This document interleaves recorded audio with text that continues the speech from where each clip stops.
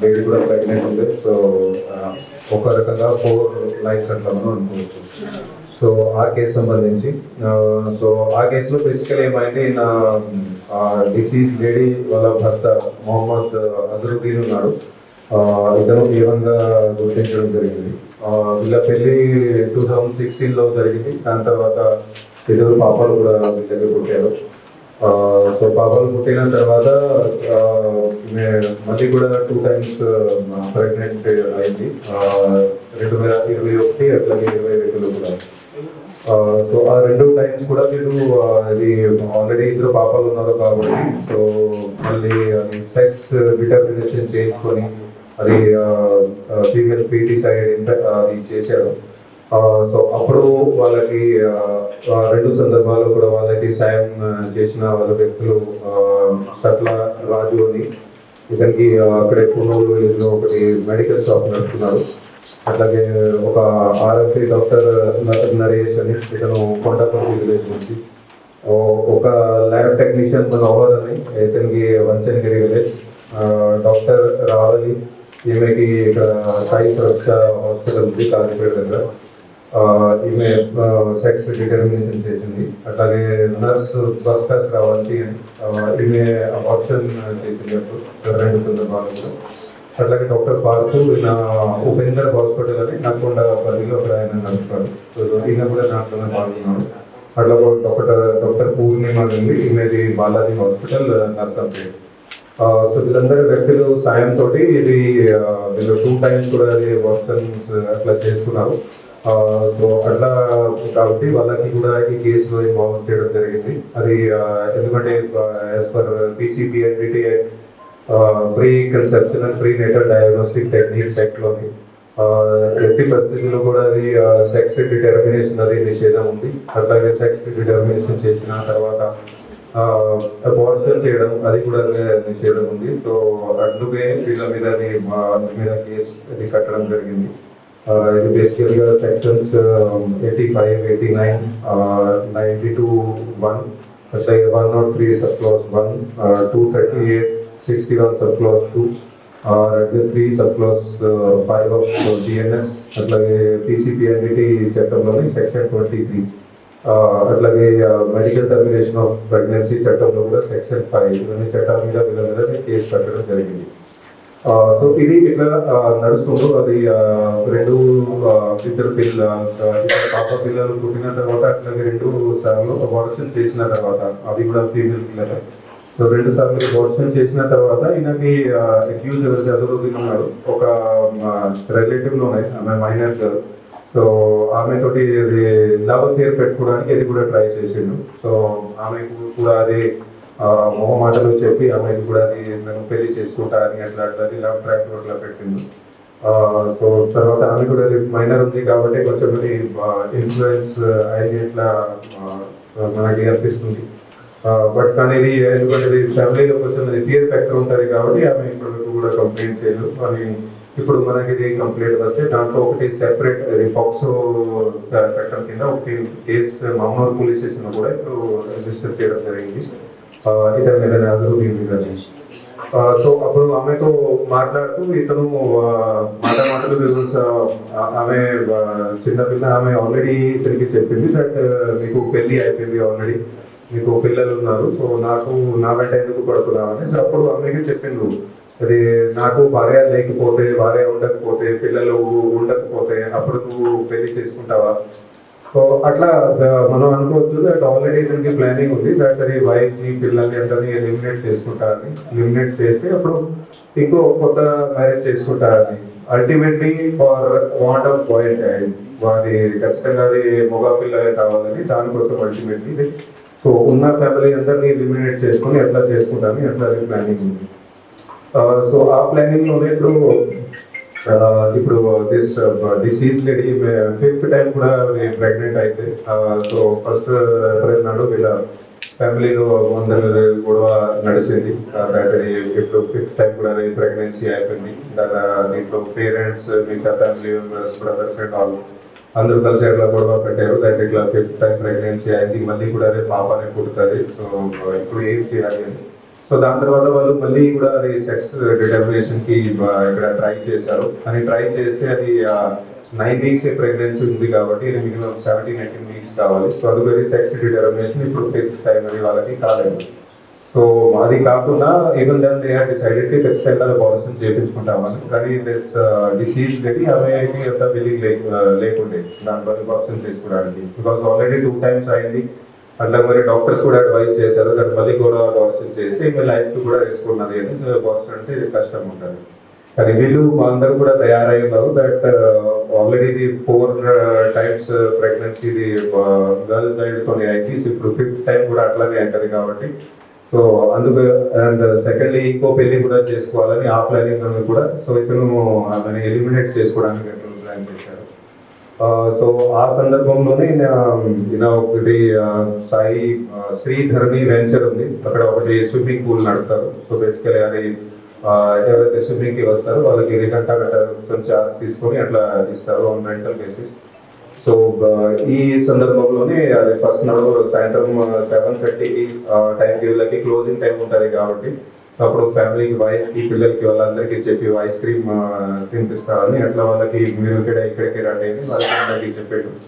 And దానికి ముందే అక్కడ ఉన్న పూల్లో ఉన్న CCTV కెమెరాస్ అండ్ అవన్నీ కూడా ముందే ఆఫ్ చేసి పెట్టుకున్నాడు. బికాస్ ఆల్రెడీ మర్డర్ ప్లానింగ్ అంతా కూడా అయిపోయింది కాబట్టి. సో దాని తర్వాత అది నియర్లీ అరౌండ్ 8 PM ఆ టైంకి వాళ్ళందరికీ ఇంటికి వాళ్ళందరినీ కూడా అక్కడికి తీసుకురావడం జరిగింది. దాని వైఫ్ని కొంచెం మరి స్విమ్మింగ్ పూల్ యాచ్ దగ్గరికి తీసుకొని ఇక్కడ చిన్న హెల్ప్ కావాలి అని అక్కడ దగ్గరికి తీసుకొని ఆమెని లోపలికి పుష్ చేసాడు. అట్లాగే 2 చిన్న పాపలు ఉంటే వాళ్ళ ఇద్దరికి కూడా వాటర్లోకి పుష్ చేసాడు. పుష్ చేసిన తర్వాత కూడా ఆయనకి వాళ్ళు ఏదో రకంగా బైక్ ఏదో బతుకుతారని పైకి వస్తారు, ఎందుకంటే పూల్లో అంత డెప్త్ లేదు, అంత లోతు లేదు కాబట్టి ఇతను కూడా లోపలికి దూకి వాళ్ళకి ఇది దాంట్లోనే సబ్మర్జ్ చేసిండు. అది మొత్తం చనిపోయేదాకా వరకు కూడా అది అక్కడే లోపలనే ఉన్నాడు. తర్వాత బాడీస్ బయట తీసినాక మొత్తం చెక్ చేసినాక దట్ అది డెత్ అయిపోయింది. సో అప్పుడు డ్రామా క్రియేట్ చేసిండు దట్ నేను యూరిన్కి వెళ్ళినప్పుడు అది వీళ్ళు ఇక్కడ అది యాక్సిడెంట్లీ దీంట్లో అది మునిగి చనిపోయారని.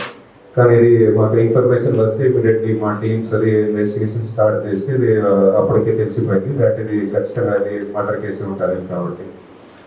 సో ఈ సందర్భంలో ఇది అంతా ఇన్వెస్టిగేషన్ చేస్తూ ఈరోజు 10 మంది అక్యూజ్డ్ వీళ్ళని పట్టుకోవడం జరిగింది. సో వాళ్ళ వివరాలు వచ్చేసి ఇది ఫస్ట్ ఈయన ఏమని ఉన్నాడు, హస్బెండ్ ఆఫ్ ద లేడీ, అట్లాగే చాంద్ పాషా అయిన ఫాదర్, సాలేహా ఈమె మదర్, అట్లాగే షరఫుద్దీన్ ఇతను బ్రదర్ అవుతాడు. సో వీళ్ళందరూ కూడా స్టార్టింగ్ నుంచి వీళ్ళతోటి ఇన్వాల్వ్మెంట్ లో ఉన్నారు, సెక్స్ డిటర్మినేషన్ లో కానీ ఫీమేల్ ఫిటీ సైడ్ లో కానీ. అట్లాగే వీళ్ళు కాకుండా ఇంతకుముందు నేను చెప్పినట్టుగా ఎవరైతే ఇంతకుముందు జరిగిన అబార్షన్స్ లో ఇట్లా సెక్స్ డిటర్మినేషన్ లో వాళ్ళకి సాయం ఇచ్చారు వాళ్ళు బస్కే శ్రవంతి, ఈమె ప్రైవేట్ నర్స్ గా పనిచేస్తుంది. ఈమె 3rd ప్రెగ్నెన్సీలో అంటే 2 పిల్లల తర్వాత 3rd ప్రెగ్నెన్సీలో దాంట్లో డిటెక్షన్ కానీ అబార్షన్ కానీ మొత్తం మీద కీలక రోల్ ప్లే చేసింది. అట్లాగే డాక్టర్ పార్కు ఉపేందర్ హాస్పిటల్ నడుపుతారు లేకుండాలోని, ఇతన్ని కూడా మెయిన్ పాత్ర ఉంది మెయిన్లీ నెక్స్ట్ 4th ప్రెగ్నెన్సీలో. దెన్ మనోహర్ అని ఉన్నాడు, ఇతను ల్యాబ్ టెక్నీషియన్ ఉన్నాడు, కానీ అన్న కూడా మీడియేటర్ గా పనిచేశాడు. అండ్ లింగాల నరేష్, ఇతను కూడా మీడియేటర్ గా పనిచేసిండు, ఇతను RFP డాక్టర్ ఉన్నారు కంపెనీలో. అట్లాగే సట్ల రాజు, ఇతను కూడా మీడియేటర్ గానే ఉన్నాడు, ఇతనిది పున్నేరు విలేజ్ లోనండి. అండ్ డాక్టర్ భద్రు అని అన్నారు, ఇతనిది ఒకటి ఇది చిన్న మెడిసిన్ షాప్ ఉంది. సో ఇతను కూడా అది మెడియేషన్ చేసుకొని వాళ్ళకి కాంటాక్ట్ అంతా చేయించడం అట్లా చేయడం జరిగింది. ఇద్దరు డాక్టర్స్ ఉన్నారు, డాక్టర్ పూర్ణిమ అని, ఈమె 2nd ప్రెగ్నెన్సీ ఏదైతే ఉన్నదో అంటే 4th ప్రెగ్నెన్సీ దాంట్లో అబార్షన్ ఈమె చేసింది. అట్లాగే రావాలి అనే డాక్టర్ ఉంది ఇక్కడ సాయి సురక్ష హాస్పిటల్ కాలికేట్, ఈమె సెక్స్ డిటర్మినేషన్ లో అప్పుడు వీళ్ళకి సాయం చేసింది. వీళ్ళిద్దరు డాక్టర్ ప్రజెంట్ ఫరారీలో ఉన్నారు, మన దగ్గర లేరు, వాళ్ళని కూడా అది త్వరలోనే అరెస్ట్ చేస్తాం. సో వీళ్ళ బాగా నేర చరిత్రను చూస్తే డాక్టర్ పూర్ణిమ మీద ఇంతకుముందు 4 కేసెస్ ఉన్నాయి. అది కూడా 2023లోనే అయినాయి. సో మెయిన్లీగా ఇది ఈ చట్టం సందర్భంలోనే ఉన్నాయి. అన్ని కూడా పర్సనల్ రిలేటెడ్ కేసెస్ ఉన్నాయి. ఇక్కడ మన దగ్గర వేరే వేరే పోలీస్ స్టేషన్స్ లో రిజిస్టర్ అయి ఉన్నాయి. పార్థు మీద, డాక్టర్ పార్థు మీద ఈయన మీద కూడా 4 కేసెస్ ఉన్నాయి. అది 2 కేసెస్ 23కి సంబంధించి, ఒకటి 24, ఒకటి 25 సంబంధించి. శ్రావంతి మీద 3 కేసెస్ ఉన్నాయి. ఇవి కూడా 23 నుంచి స్టార్ట్ అయ్యి ఎట్లా ఉన్నాయి cases. And Manohar lab technician మీద 1 కేసు ఉంది ఇంతకుముందు. సో వీళ్ళందరి మీద కూడా ఇప్పుడు చట్ట ప్రకారంగా ఫర్దర్ యాక్షన్ కూడా ఉంటుంది. అట్లాగే హాస్పిటల్స్ సంబంధించి కూడా కన్సర్న్ డిపార్ట్మెంట్స్ కి, హెల్త్ డిపార్ట్మెంట్ కి వాళ్ళకి కూడా యాక్టివిటీస్ కూడా పెడతాం. సో హాస్పిటల్ మీద కూడా నెక్స్ట్ యాక్షన్ వాళ్ళు తీసుకుంటారు. అండ్ ఇది గవర్నమెంట్ డాక్టర్స్ మీద కూడా వాళ్ళ మీద కూడా రిపోర్ట్ పెడతాము. వాళ్ళ మీద కూడా డిపార్ట్మెంట్ ఎలక్షన్ అది కూడా వాళ్ళు తీసుకుంటారు. సో ఈ కేసులో మా టీం అందరూ కూడా చాలా మంచి వర్క్ చేశారు. మెయిన్లీ మన డీసీపీ ఈజీతో అది అంటే టోటల్ ఇన్వాల్వ్మెంట్ చేసుకొని, అట్లాగే మన ఏసీపీ మామూలు వెంకటేష్ గారు, ఆయన ఐఓగా గారు చాలా సీరియస్ కేసెస్ కాబట్టి ఆయన ఇన్వెస్టిగేషన్ ఆఫీసర్ అంతా కూడా చేస్తున్నారు. సో అట్లాగే మా ఇన్స్పెక్టర్స్ రాజగోపాల్ పర్వతగిరి నుంచి, అట్లాగే విశ్వేశ్వర్ ఈస్కోట నుంచి, దెన్ వాళ్ళ టీమ్స్ ఎస్ఐస్ ప్రవీణ్, శ్రీనివాస్, వంశీకృష్ణ, అట్లాగే మన కానిస్టేబుల్స్ రాజు, ప్రవీణ్ కుమార్, కే కుమార్, సాయి కుమార్, సంతోష్, అఖిల్, రవి, రాజు, వీళ్ళు హెడ్ కానిస్టేబుల్స్ అండ్ హోంగార్డ్, వీళ్ళందరూ కూడా చాలా మంచి వర్క్ చేశారు. వాళ్ళందరికీ కూడా శుభాకాంక్షలు కూడా థ్యాంక్ యూ. కేసులు కూడా మరి వీళ్ళ మీద ఇట్లానే వదిలేస్తే ఇంకా చేసే అవకాశం ఉంటుంది. ఏమన్నా కఠినమైనటువంటి శిక్ష అది కఠినమైన శిక్ష కోసం అది సెక్షన్ కూడా మంచిగా పెట్టడం జరిగింది. చట్ట ప్రకారంగానే ఉంటుంది ఫర్దర్ యాక్షన్ అయితే. అట్లాగే ఇది ఇంకా నేను చెప్పిన హాస్పిటల్ వాళ్ళు ఇంకా ఏదైతే నడుపుతున్నారు వాటన్నిటి గురించి కూడా అది అథారిటీస్ లెటర్ కూడా రాస్తాం. సో అవన్నీ కూడా వాళ్ళు నెక్స్ట్ యాక్షన్ వాళ్ళు తీసుకోవాలి. ఖచ్చితంగా సీజ్ చేయాలి. అట్లాంటి యాక్షన్ వాళ్ళు తీసుకోవాలి. మా తరఫు నుంచి 100% యాక్షన్ చేసుకుంటాం. అది కూడా కోర్టుకి రిక్వెస్ట్ పెడతాము. సో అది ఇంకా కాదు, ఇప్పుడు రిక్వెస్ట్ పెడతాము. ఇప్పుడు వాళ్ళు చేస్తారు. ఫ్యామిలీలో ఉన్న టోటల్ ఉంటుంది. ఎందుకంటే ఇది మళ్ళీ పాపాలే కొడుతున్నారు కాబట్టి ఫ్యామిలీలో డిస్కషన్స్, ఆర్గ్యుమెంట్స్, లేడీ మీద కూడా ప్రెషర్. కేసులు కూడా మరి వీళ్ళ మీద ఇట్లానే వదిలేస్తే ఇంకా చేసే అవకాశం ఉంటుంది. ఏమన్నా కఠినమైనటువంటి శిక్ష అది కఠినమైన శిక్ష కోసం అది సెక్షన్ కూడా మంచిగా పెట్టడం జరిగింది.